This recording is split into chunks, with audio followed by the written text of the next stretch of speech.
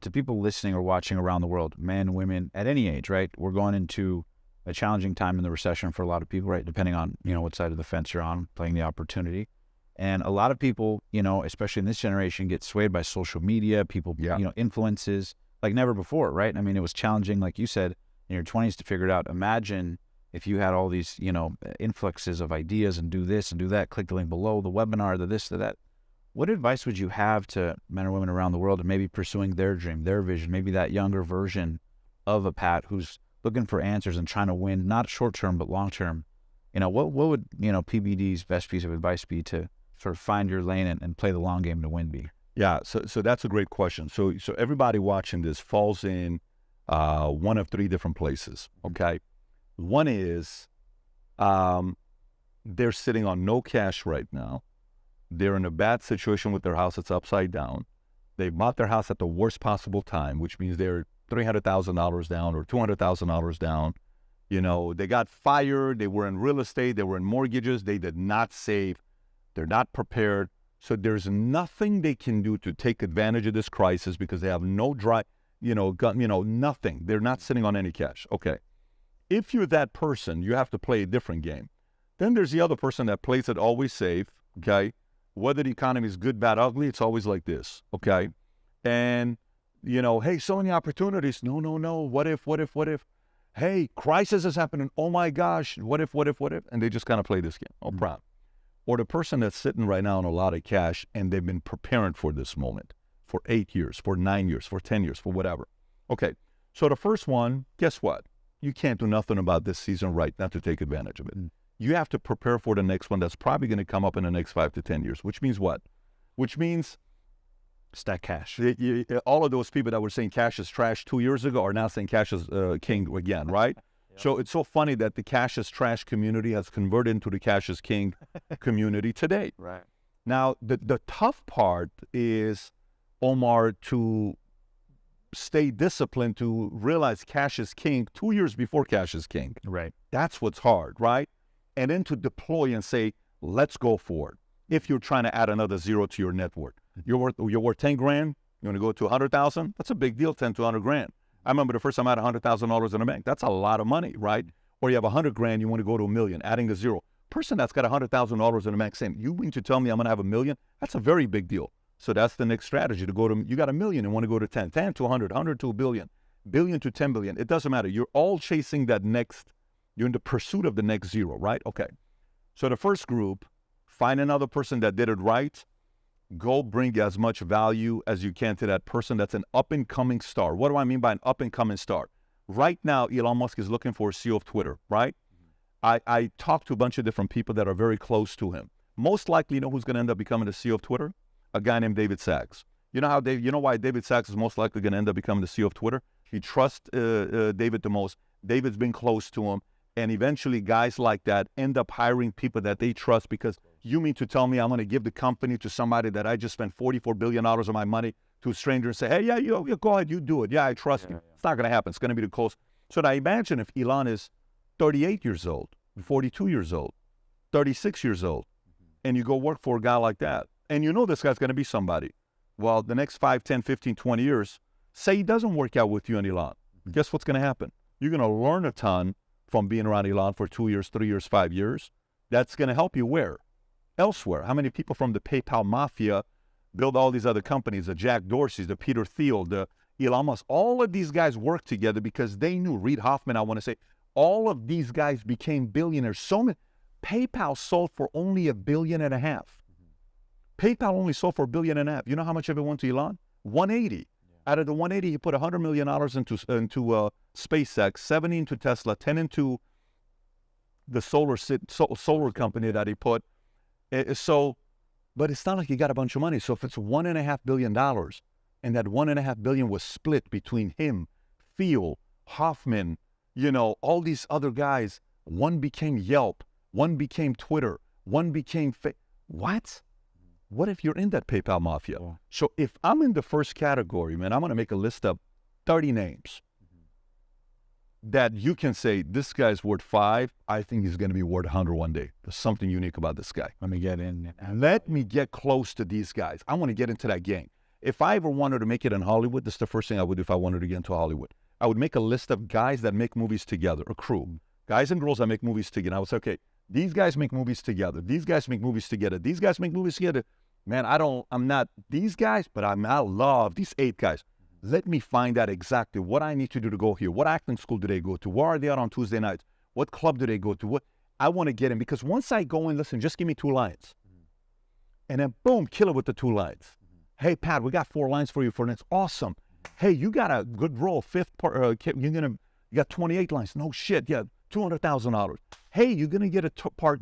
No way. Yes. And then now it's like other people are seeing you. Compound effect. Compound effect. So if you're group 1, find that one community and group to get into. If you are in group 1, okay. If you're in group 2, you can play in fear for the rest of your life. You're just gonna live a regular life. You have to kind of make a decision to overcome some of the ways that some of your philosophies and your identity. There's a reason why you have an identity flaw and that identity issue that you're so afraid. You need to kind of take some risk if you're comfortable. If you're not, keep living your safe life. It is what it is. The other person that's got money, you have an opportunity right now to add the additional 0. And not only that, you have an opportunity right now to kind of, maybe even add more than that, because we have not had this kind of an economy in 13 years. You have to realize we had 129 months of economic expansion, which is 10 years, 10 and a half years. That's never happened in the history of the U.S. economy. And then some of the people are like, oh, this is going to last forever. Boom, boom, boom. This year, oh, real estate's not going to drop. Really? Yeah, okay, no problem. Sure, you keep believing that real estate's not going to drop. Wall Street Journal yesterday, experts are expecting a very difficult time in real estate in 2023. Of course it's going to happen. You can't just increase the rates thinking I'm going to be able to afford the same mortgage payment. The average person doesn't buy a house based on a loan amount. They buy it based on a mortgage payment. So there's going to be a lot of opportunities. $4 million homes will be $3 million homes. I'll give you a perfect example. This building down here, I won't give the name because I may buy this building. This building down the street here, I'll tell you about it afterwards, is a $54 million building. The company was public. They decide to go private. The owner becomes a billionaire, okay? To a billionaire, a $54 million building is worth what? It's just $54 million to a billionaire, right? So 8 months ago, I go meet with these guys, and they're asking for $32 million bucks. So they just want to get rid of it because it's not helping them out with their new investors. They said, hey, you make an offer for $32 million, we'll sell it to you. I said, no, I'm at 26. So don't even make the offer. It's a waste of your time. No problem. You know what call I got? And you could do it at 32, but 100%. Yeah. You're just playing. So they said 26. I said, no, I'm convinced market's going down. They called me yesterday. Listen, man, I'm not interested. Hey, Pat, just listen. I'm telling you, I'm not interested. Can you just take the damn call? 30 seconds. If you make a $20 million offer right now, they'll sell it to you. So guess what I said? $15 million. Just for the sake of sport. Because you could have said yes and you didn't. Yeah. The name he mentioned when I first walked in here, it's a big realtor guy, okay? I made an offer on one of his buildings, one of his houses at $21.4 million. He comes back, he lowers it from $25 million to $24.2 million. I made an offer for $21.4 million. He comes down only $500,000. You know exactly what I'm talking about. I run into him in an event in Miami. He says to me, oh man, that could have been your house. I said, no, I found out what you sold it for. You sold it for $17 million. You could have gotten an additional $4.5 million, but you played cocky. And I told you, don't call me again for lowering it $500,000. I'm not doing a deal with a guy like you. And he walks, and he said, oh, you remember that? I said, I saw it on Real Deal. You sold it for $17 million. Here it is. Oh, shit. Yeah, you're right. Well, you effed up. Cost yourself $4.5 million to the seller, and make sure the seller doesn't find out because you cost them $4.5 million, and you cost yourself around $250,000 in commissions. What's the moral of the story? It's a great time if you got cash, because it's a weird time if you got cash. So many weird opportunities. So some people say, how could you do that to take advantage of this? It's not to take advantage of this. You would do the same thing if you stay disciplined for 20 years to save money for a moment like this. It's probably because you've been waiting for this moment so you can capitalize. Well, it's here. $500,000 watches are selling for $210,000 today. Okay? This is just the beginning. Because one of the things our friend, what's his name? He's your best friend, Jerome Powell, right? One of the things he's made it very clear is what? They are not lowering the rates this year. They're going to keep it the way it is until inflation gets to what? 2 points. Okay, to do that, what does he need to do? He needs to keep increasing. The more he increases, what happens to a 30-year fix? It keeps going higher and higher and higher. You think that's going to be, right now, year over year, you know how much refinance business is down? Do you know the number? Year over year. If you were doing 100 loans a month a year ago, correct me if I'm wrong here, this is Wall Street Journal data. If you're doing 100 loans a month a year ago, what do you think you're doing today? 20. You're right, 86% you're down, which means you're doing 14 a month. So let me break down the math for you. If you were making $100,000 a month a year ago doing loans, what are you making right now? 20-ish. 14 grand a month. 14, yeah. That's insane. And they're saying he's going to continue increasing rates. What's going to happen in real estate? Yeah. Well, there's going to be a lot of great opportunities.